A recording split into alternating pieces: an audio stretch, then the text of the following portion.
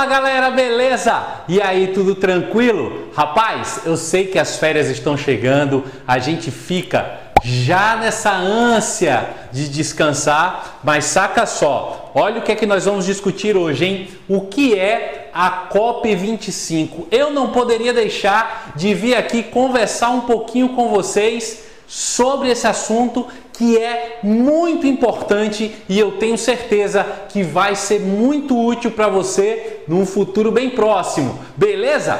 Roda a vinheta! Então, gente, nas duas últimas semanas se discutiu bastante sobre isso aqui, ó. COP25, mas afinal de contas, o que é COP? Por que COP25?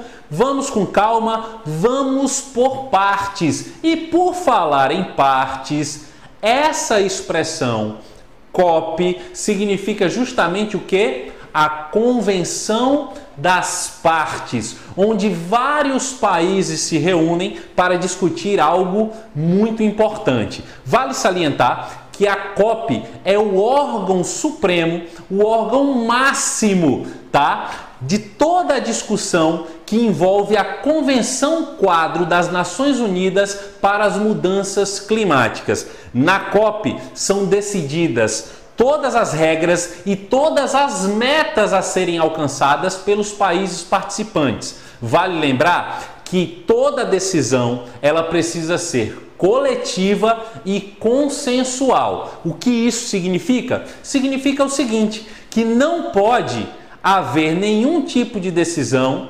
caso uma das partes não concorde. Aliás, por conta desse detalhe, nós tivemos uma prorrogação, você sabia? Este ano a COP ela foi prorrogada mais ou menos em 2 dias. E adivinha qual foi a parte que botou o pé e dificultou bastante? O Brasil.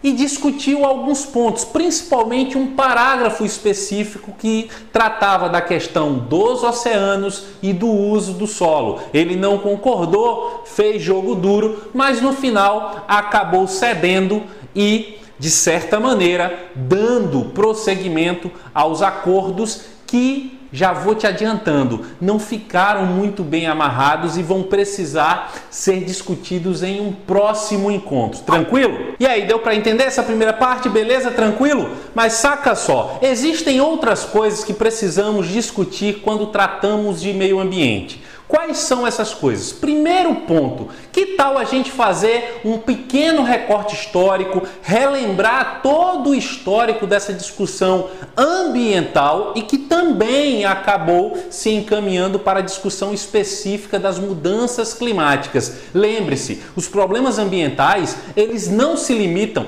às mudanças climáticas, ao aquecimento global, à poluição atmosférica. O meio ambiente, ele envolve discussões muito mais amplas e é isso que você precisa estar ligado.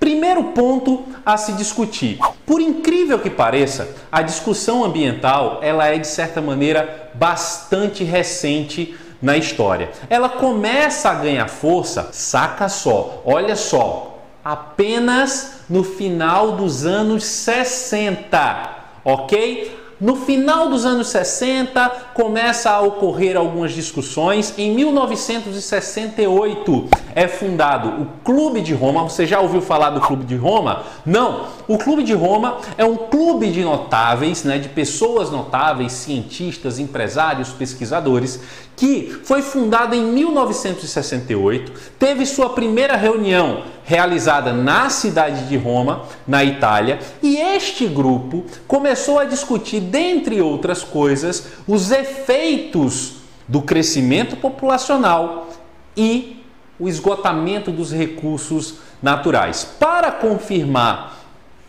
esta hipótese, digamos assim, eles solicitaram, encomendaram um estudo, certo, ao Núcleo de Tecnologia, ao Instituto de Tecnologia de Massachusetts. Esse projeto consistia em criar um modelo em que você relacionava o uso dos recursos naturais ao crescimento populacional. Este relatório ficou pronto em 1972 e tinha como nome principal os limites do crescimento.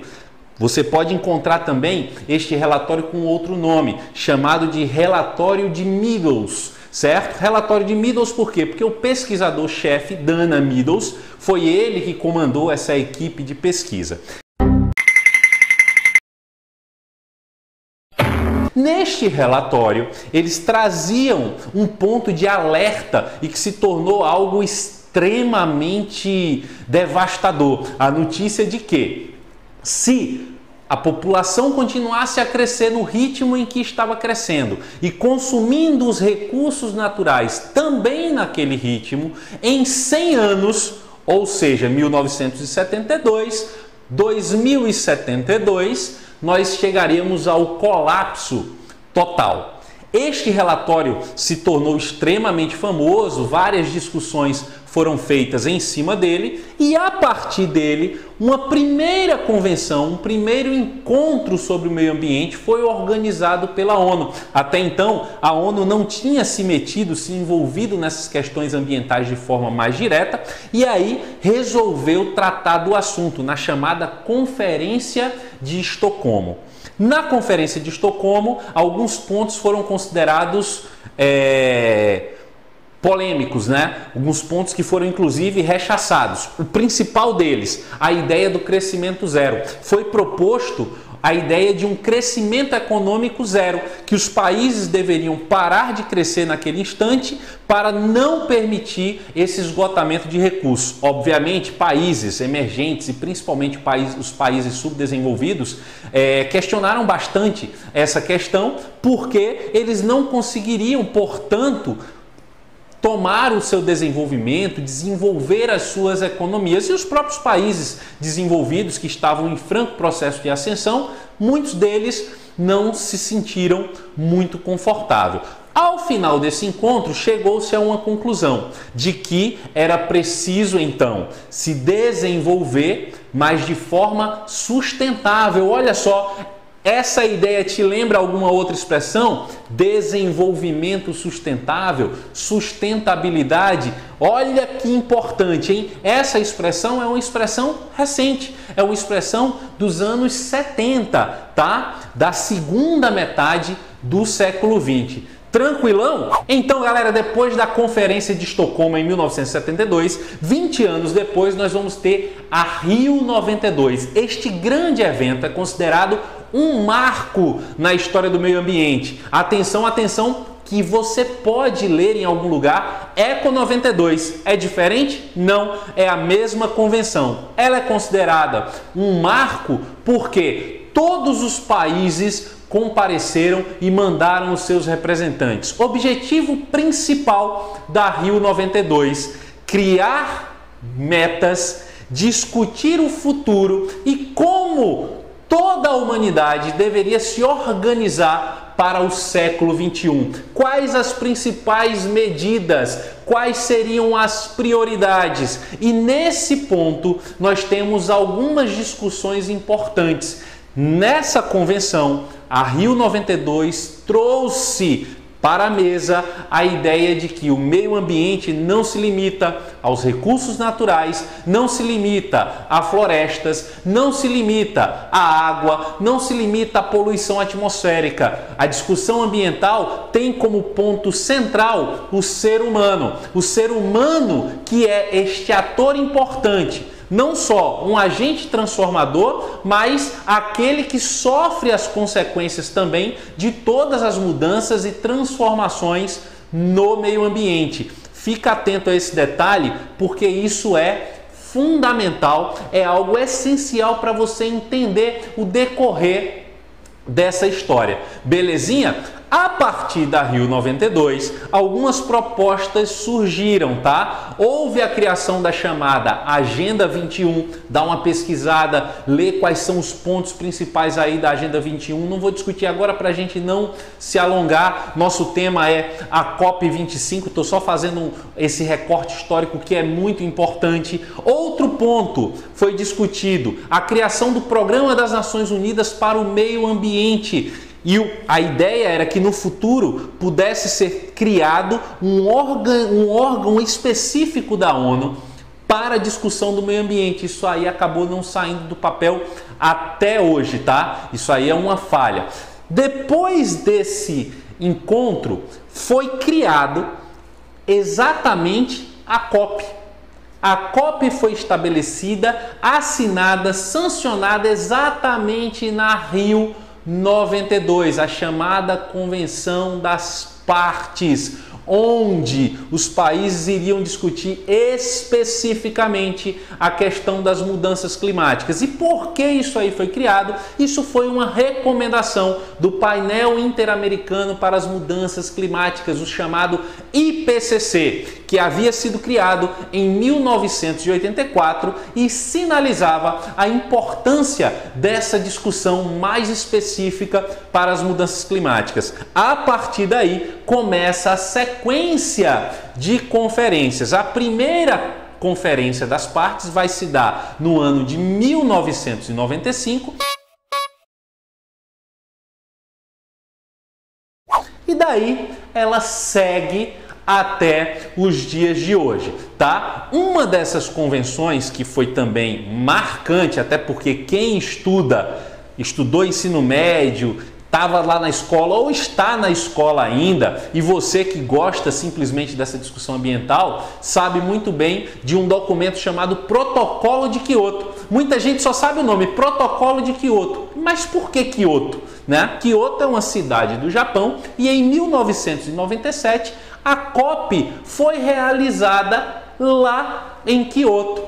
Como resultado desse encontro, foi estabelecido um documento onde regras, metas para tentar reduzir a emissão de gás carbônico na atmosfera e outros gases do efeito estufa estavam estabelecidos nesse documento. O que é que chamou a atenção historicamente? O que chamou a atenção foi a não assinatura dos Estados Unidos. Estados Unidos questionava, por exemplo, a não assinatura ou a não obrigatoriedade da China. Deixa eu explicar melhor. Os países emergentes e países subdesenvolvidos, eles não tinham a obrigação de cumprir as metas, tá? Os países subdesenvolvidos, eles estavam fora. Os emergentes, como a China, Brasil e outros, eles estavam fora da obrigatoriedade. Poderiam até cumprir, tá? Mas não eram obrigados. Cumprir o quê? Um dos principais pontos, a redução de 5% nas emissões de CO2. Vou fazer até um parêntese. Em 1997, aqui no Brasil,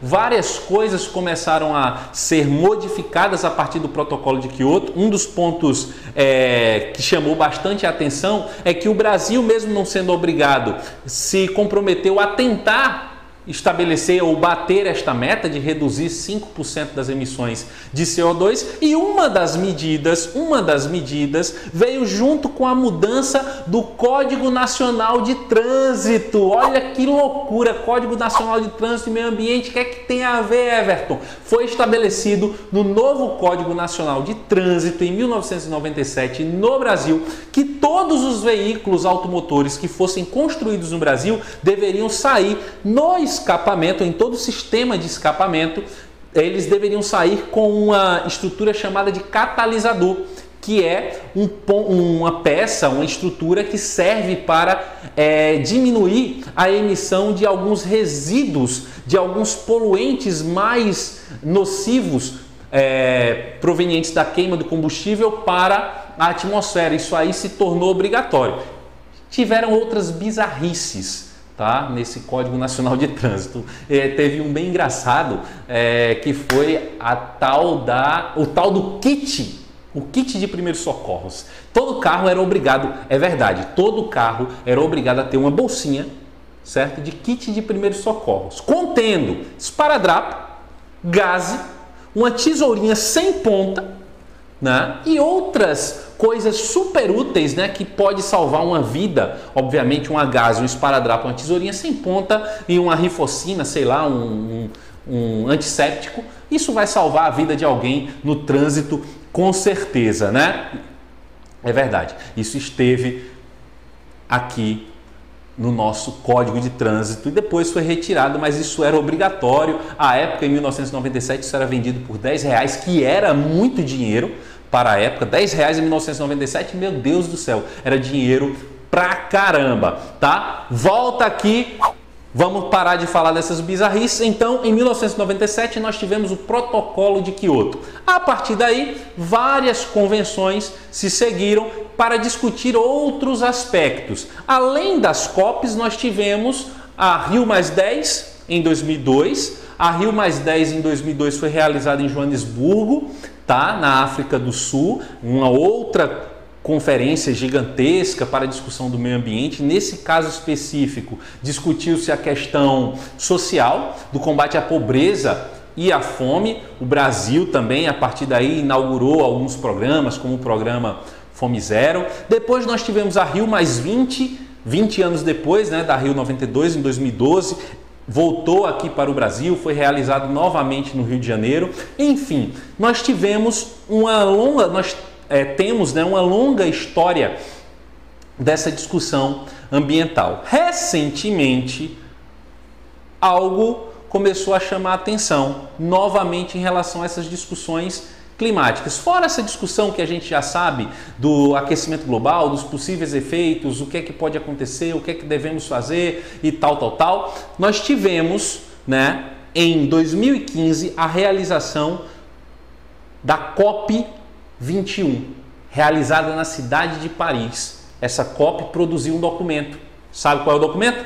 O Acordo de Paris. Galerinha, e esse Acordo de Paris trouxe várias polêmicas, né? Dentre essas polêmicas, nós tivemos exatamente o quê? Alguns pontos que foram considerados um tanto quanto utópicos, como, por exemplo, reduzir a temperatura do planeta em até 2 graus para níveis pré-industriais.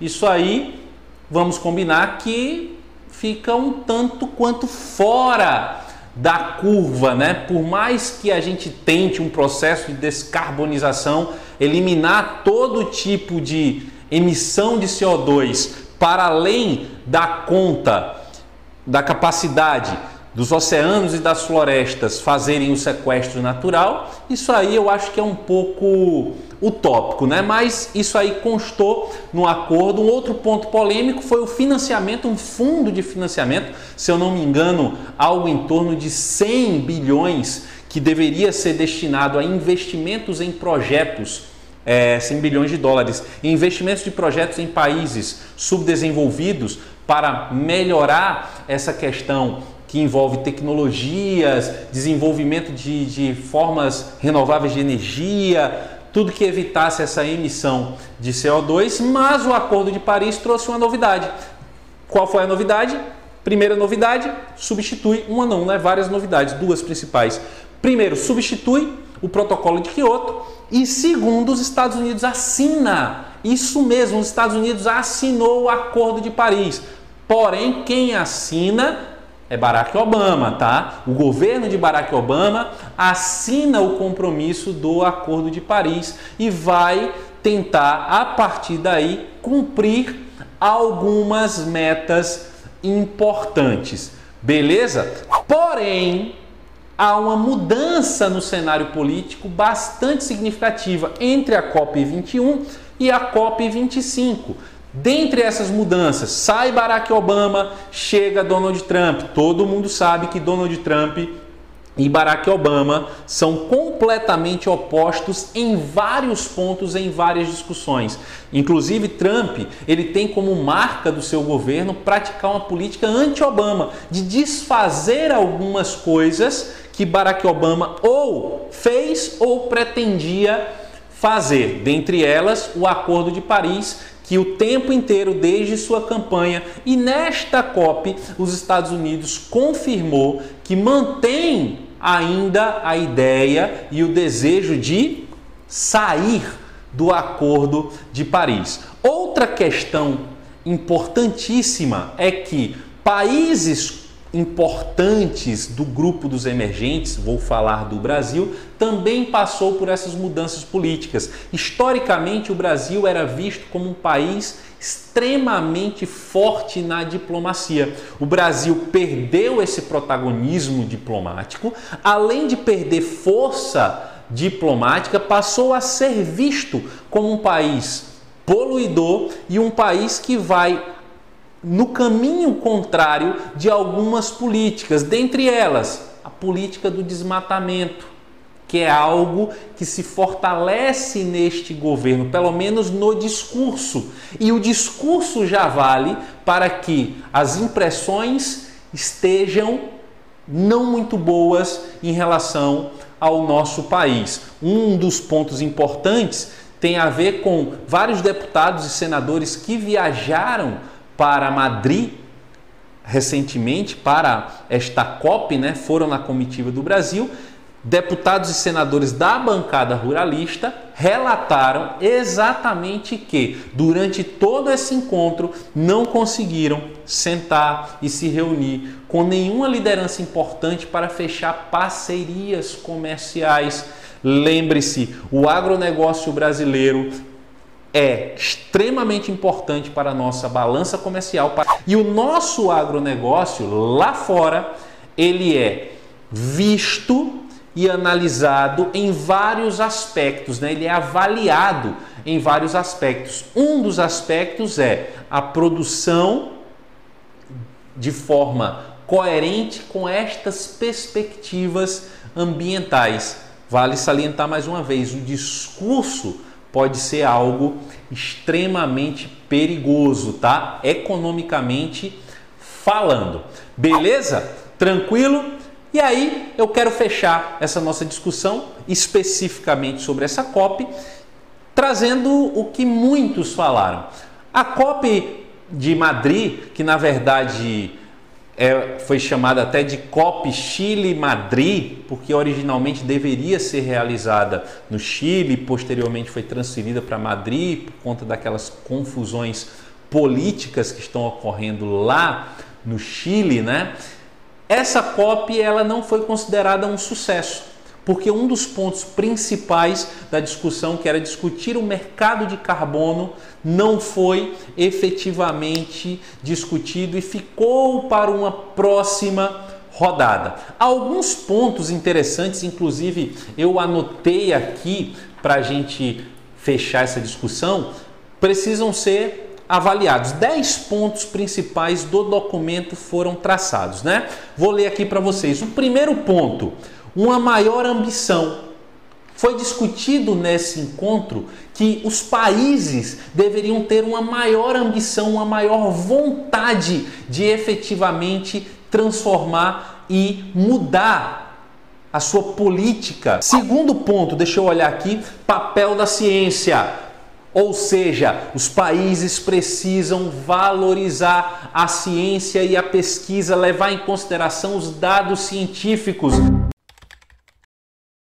já que recentemente essa ciência, os pesquisadores, os números e os dados, estranhamente, ou por alguns grupos, começaram a ser discutidos, questionados, colocados em xeque. Neste documento se pede de forma categórica que os países precisam dar importância aos dados científicos. Terceiro ponto, olha só, é o ponto da transversalidade. O que é que isso significa? Transversalidade.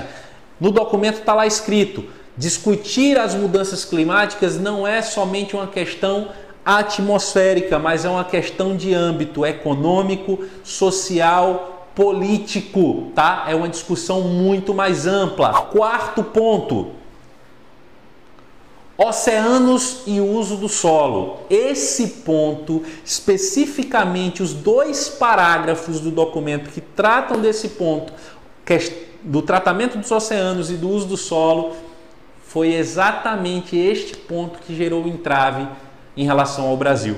O Brasil questionou bastante isso, se fez firme, dizendo que a questão do solo, das florestas, não impactavam de forma decisiva nessa questão do aumento da temperatura, do aquecimento global, não dificultava a questão relacionada ao sequestro de carbono. O Brasil, segundo o Ricardo Salles, o ministro, né, do meio ambiente, ele diz que, na verdade, deveria ser discutido energia limpa e ele queria oferecer o etanol, mas o etanol vem da cana, cana é monocultura precisa de espaço para ser produzido e aí a gente já sabe, né? Sai floresta, entra cana, será que isso é um caminho efetivo? Quinto ponto, questão de gênero foi discutida também nesse encontro, a questão de gênero, tentar aumentar a participação de representantes femininas, tanto nas representações governamentais e não governamentais na COP. Sexto ponto, o financiamento de perdas e danos. Foi colocado no documento que os países mais ricos deveriam se comprometer em ajudar aqueles países, principalmente os países insulares, que sofrem bastante com as mudanças climáticas e já estão sofrendo com algumas situações. Ponto 7, mercado de carbono, criar uma regulamentação, criar regras mais rígidas e claras e até mais democráticas para o mercado de carbono. Esse ponto, infelizmente, teve que ser colocado para uma próxima data para se criar exatamente essas regulamentações. Oitavo ponto, o multilateralismo. A COP traz de uma forma muito mais incisiva a necessidade de participação de diversos núcleos da sociedade, agentes governamentais e não governamentais na participação e nas decisões a serem tomadas para o futuro. Ponto 9, sociedade e transição justa. Atenção para isso aí. Qual a ideia? Nesse projeto ambicioso, nessas metas ambiciosas para o futuro de descarbonização, mudanças extremamente drásticas no setor produtivo, é preciso que os países pensem na sociedade, nos empregos, na renda. Isso aí está lá escrito nesse documento. Ponto 10, para fechar, é o ponto que torna a COP e as discussões algo que precisam ser tratadas de forma urgente, para ontem, ok? Tranquilo? Espero ter ajudado, ter contribuído com você. Desculpa se eu me alonguei, mas o tema precisava dessa discussão mais detalhada. Beleza? Se inscreve no canal, chama seus amigos para cá, compartilha, clica no sininho, deixa seus comentários.